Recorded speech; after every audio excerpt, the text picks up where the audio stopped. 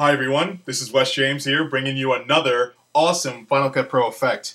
In today's tutorial, we're going to be learning how to do a card flip animation. So here's an example of what we'll be doing today. Alright, in order for me to do this effect, I had to use a third-party plugin as I felt the basic 3D filter in Final Cut Pro wasn't adequate enough to give me the smoothness necessary to pull it off. So the plugin I used to pull this off was from Idustrial Revolution, and it's from their freebie pack. Multispace was the plugin I used, and it allows you to take any two clips and manipulate them in 3D space, and it's much more smoother and gives you much more ease than the basic 3D filter that's found in the perspective folder. So if you want to get this plugin, it's a freebie and it works right inside of FxFactory Pro, which you can download a trial version, and they have many great plugins as you can see here.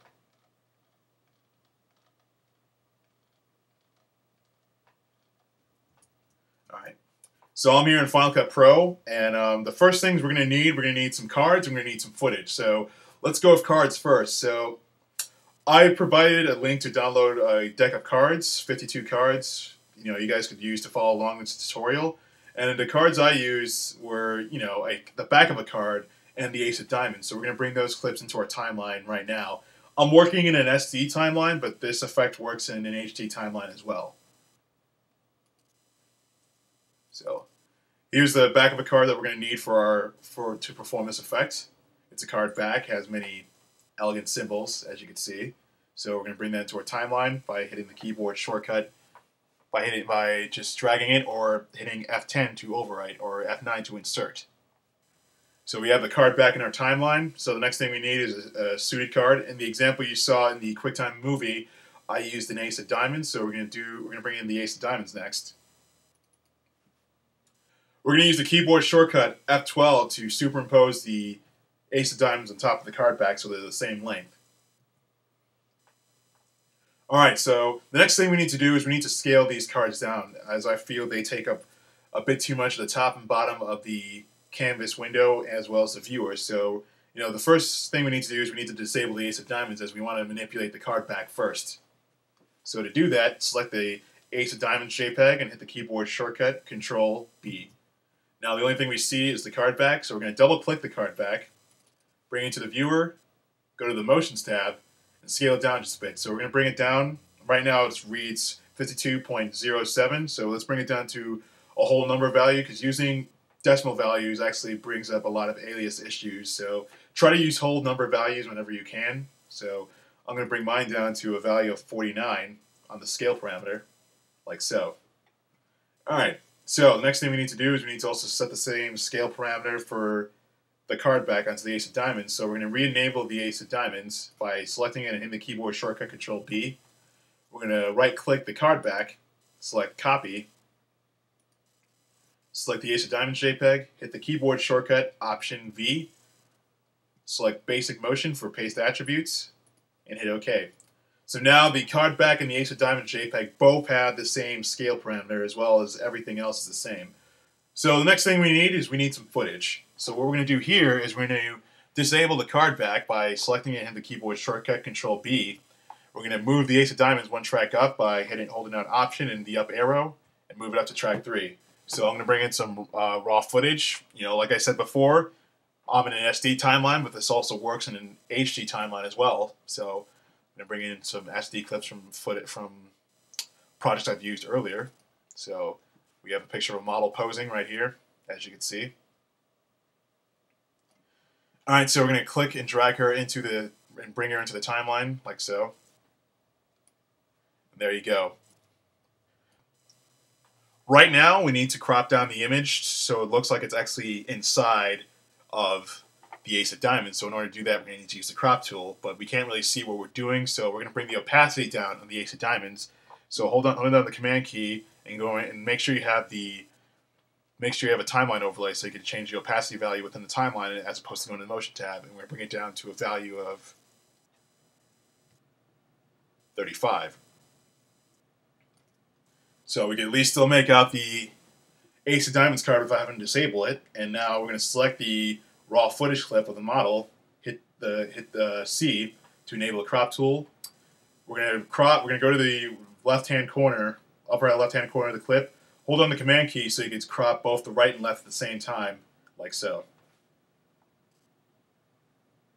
There. So, and this also works if you go to the middle of the clip and you want to crop from up and down. Just hold on the command key and move your mouse down until it's right within inside the card. And there you go. So we've cropped down the image so it looks like it's actually within inside the card. So we can bring the opacity back up of the card by going to the opacity overlay of the Ace of Diamonds clip and dragging it up on with our mouse. So right now we know that our raw footage is cropped down to the size of the card, but the next thing we need to do is we need to get rid of all the white, so we're going to use a Luma key filter. So we're going to go to our effects browser, go to Key, and select the Luma key. Alright, so the Luma key got rid of all the white, as you can see. You know, we have our key mode set to key out brighter, so the brightest values are, you know, the white. So if you need to adjust the threshold parameters so you see nothing but red, like I'm doing right here. So I brought it down to a value of about -16. So we see nothing but red, and we see nothing but red, and all the white's gone from the clip. So right now, as you can see, this looks pretty cool. We have the Ace of Diamonds. We were able to extract the whites from the Ace of Diamonds image and get nothing but the symbols. But you know, I feel this is not complete just yet. So the next thing we need to do is we need to put a frame overlay to really sell the effect. So the next thing we need to do is go to the viewer, go to our generators tab, go down to matte, and select color. All right. So we're going to need to change our track indicator from track 1 to track 3. So if we right click on it, select V3, it will move it up to V3. We're going to hit the keyboard shortcut F12 to superimpose the color solid on top of the Ace of Diamonds JPEG, like so. There you go. Double click the color solid, go to Controls, and change the color from gray to white. And select OK. So the next thing we need to do is we need to mask out the white in a way that the inside is masked out, but the outside is still there. So in order to do that, we're going to go to our video filters, go to our video filters, select mask shape, and bring it over to the filter for the color solid. So right now the mask shape is masking out the white solid, but it's masking it from the outside as opposed to the inside. So in order to change that, we're going to select the invert checkbox. So now it's masking from within the white solid as opposed to outside the white solid. So we need to change the horizontal and vertical scale values like so. So change it to where it's just about touching the card. Change the horizontal scale. It's about that high. Change that value. So right now we have the beginnings of a frame overlay. So the next thing we need to do is we need to crop so we can get rid of the white on the right and left side. So hit C to enable the crop tool, and holding down the command key like I told you earlier, we're going to crop from the right and left at the same time.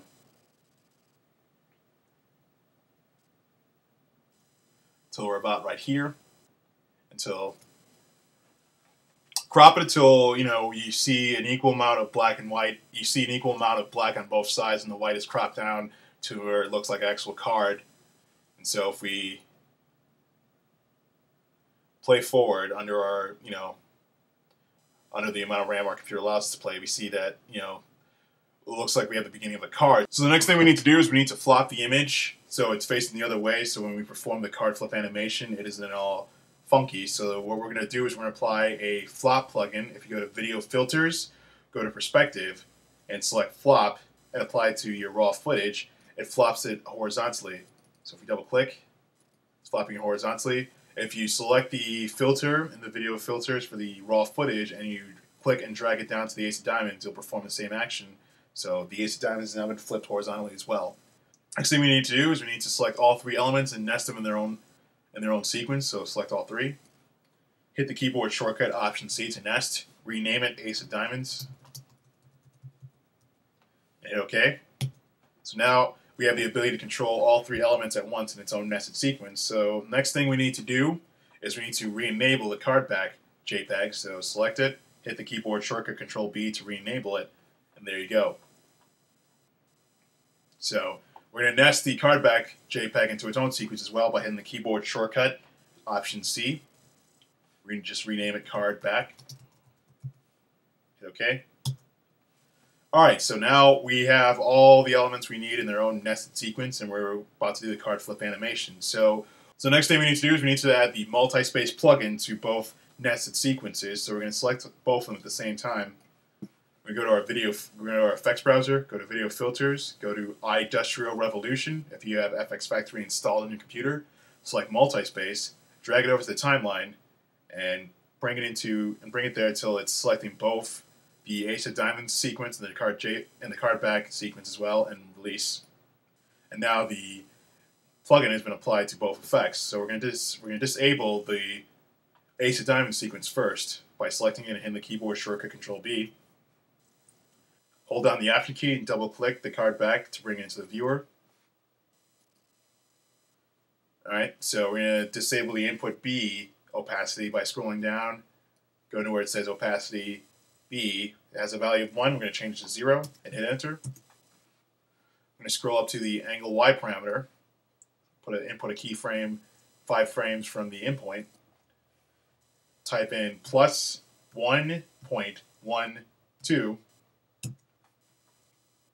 and set our second keyframe there. To go back to the first keyframe, hit the keyboard shortcut Option K.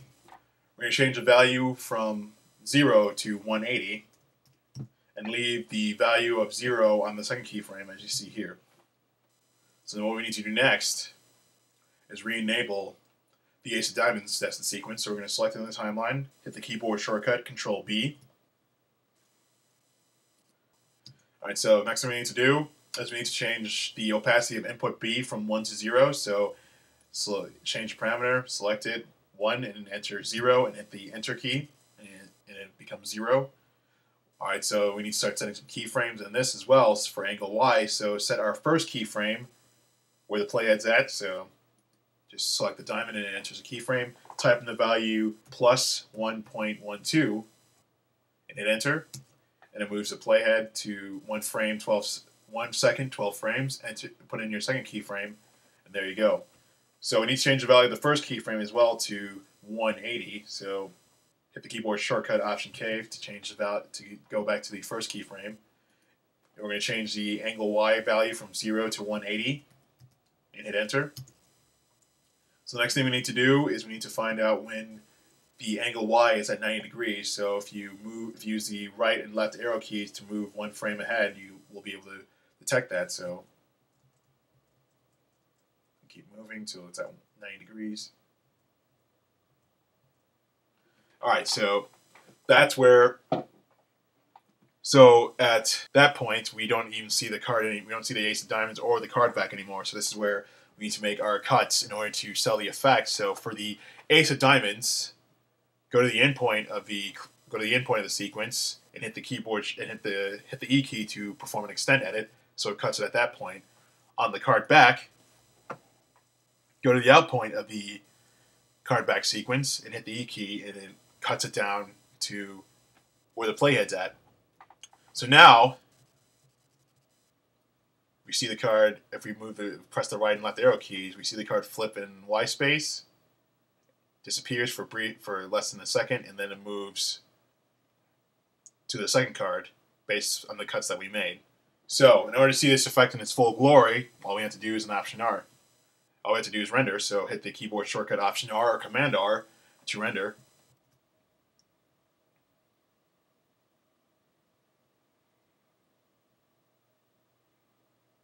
Alright, so if we go to the endpoint of the card back sequence and we hit the L key to play forward, there you go. So as we saw in the animation, you saw it flip completely and it completely sold the effect, but I'm not completely satisfied just yet, so we're going to change the scale on both of these. We're going to bring the scale down on both of these just a little bit. So select the card back, hold down the Option key and double click to bring the sequence into the viewer. I'm going to scroll down and change the scale of the A input from 1 to 0.9. I'm going to do the same for the Ace of Diamonds sequence as well, so hold on the Option key and double click. Change the scale A parameter from 1 to 0.9. There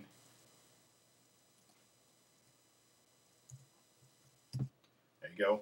And we're going to do another render all. And we're going to press the spacebar key or the L key to play forward. And there you go. You have your very own card flip animation right inside of Final Cut Pro. And all it took was a few easy cuts and a third-party plugin from Idustrial Revolution to perform this. So, you know,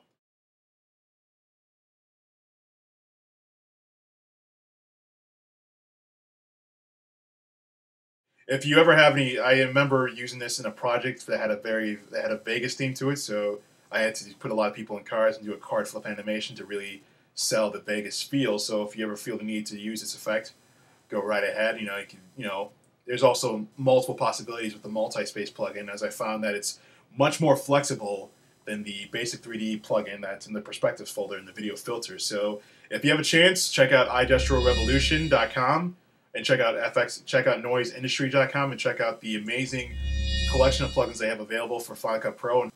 And you know, with those plugins, you can take your creativity to a whole nother level, bring your projects to a whole nother level. And until next time, I'll talk to you guys then. Peace.